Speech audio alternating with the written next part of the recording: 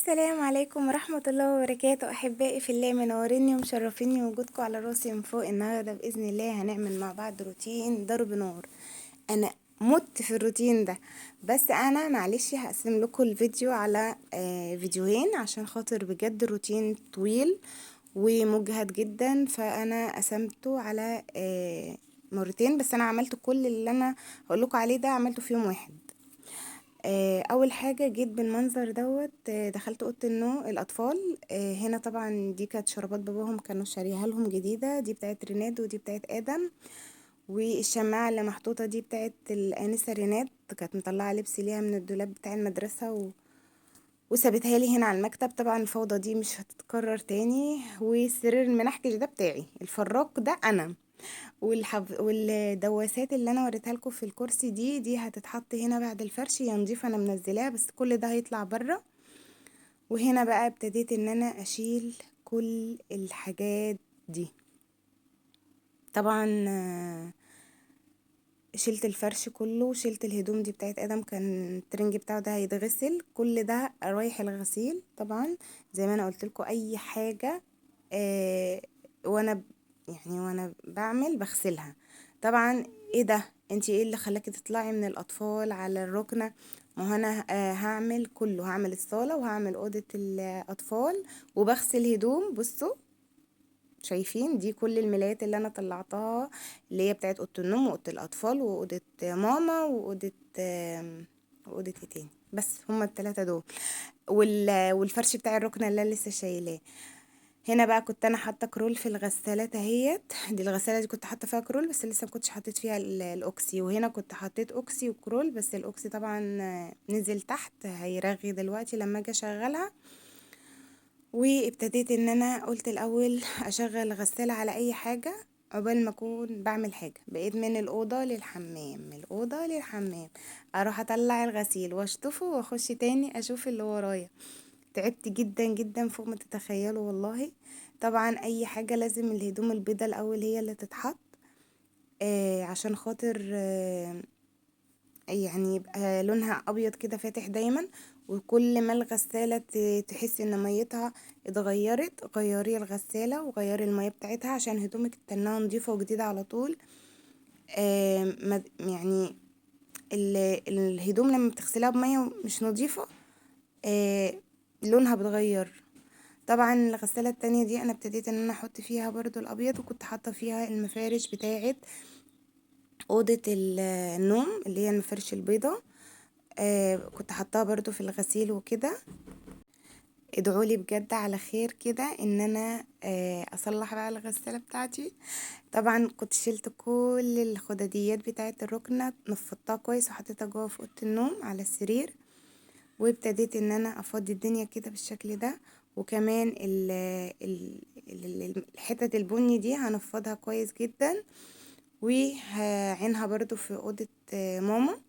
انا بحاول على قد ما اقدر ان انا افضي المكان اللي انا هعمل فيه. بس طبعا قبل اي حاجة دخلت طبعا على اوضة الاطفال، طلعت المخدات والخدديات، وهطلع الكرسي دوت بس بعد ما اشيل الحاجات اللي هي فوق، وهمسح طبعا كل دوت.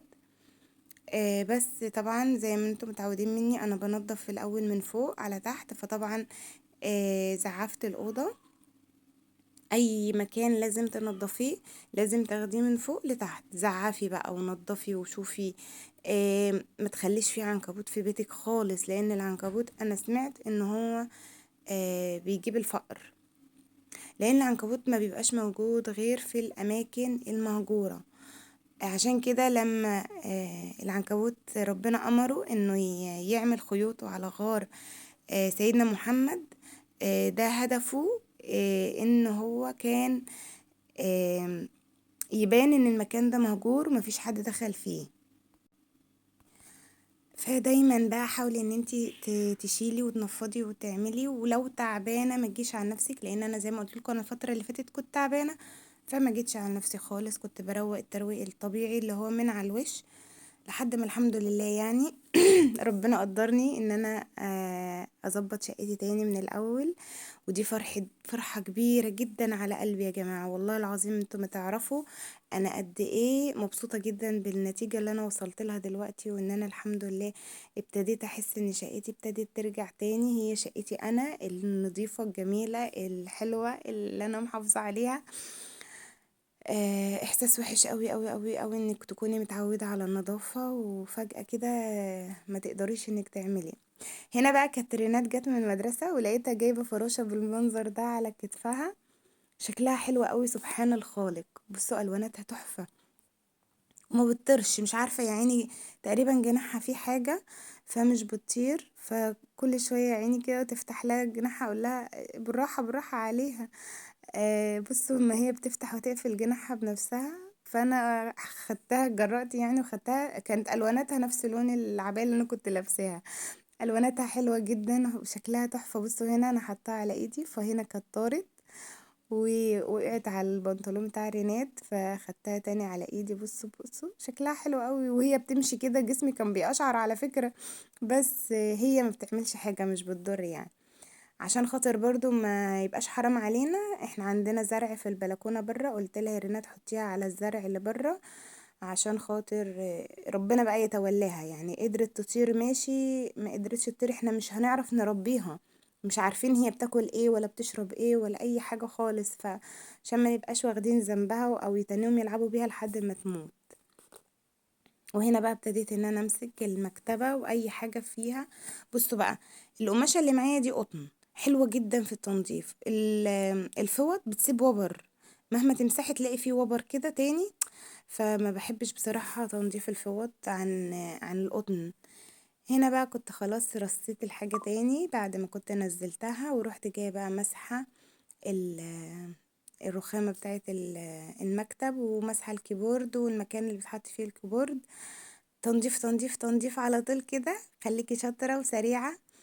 وانا لو اقول لكم ان انا يعني دخلت وخرجت من الاوضه للحمام على الغسيل 600 مره، بس وارجع تاني، ارجع اشوف الحاجه وارجع تاني، لازم تبقي سريعه. وجيت هنا بقى بدأت ان انا اكنس الاوضه، خلاص بقى انا لمعت وظبطت، وكنت كانسه مره قبل كده، دي الكنسه التانية، حتى لو تلاحظوا ان مفيش تراب اصلا لان دي الكنسه التانية اللي هي ورا التلميع، ما هو انا بكنس كنستين. وبعدين جيت بقى مسحت الأوضة كلها كده ونضفتها وخليتها تبرق، وسبتها بقى تنشف، لازم اسيب الأوضة تنشف بعد المسح عشان خاطر اللي يعني اجيبها لكم ازاي، يعني الأوضة لما بتنشف بعد الفرش ما بتكمكمش. وبالشكل ده كده هكون فرشت السجاد، والرنج ده شلل، بصوا كل ما اجي اوقفه بيقع، بحط الفوطة والجراب بتاع الموبايل تحت منه عشان يثبت. طبعا حاجة مملة، ادعولي ان انا اجيب واحد لانه بجد تعبت والله. انا بحب المفرش ده جدا جدا بتاع الاطفال دوت بصراحة، شكله تحفة قوي ولونه ماشي مع السجادة ومع الستارة، حلو قوي عجبني جدا. بالشكل ده كده خلاص، الحمد لله يا رب، الحمد لله يا رب خلصت اوضه الاطفال، وهطلع بقى على غسيلي وعلى الصالة. استنوا بقى الفيديو الجاي والروتين الجاي وتقولوا لي ايه رأيكم.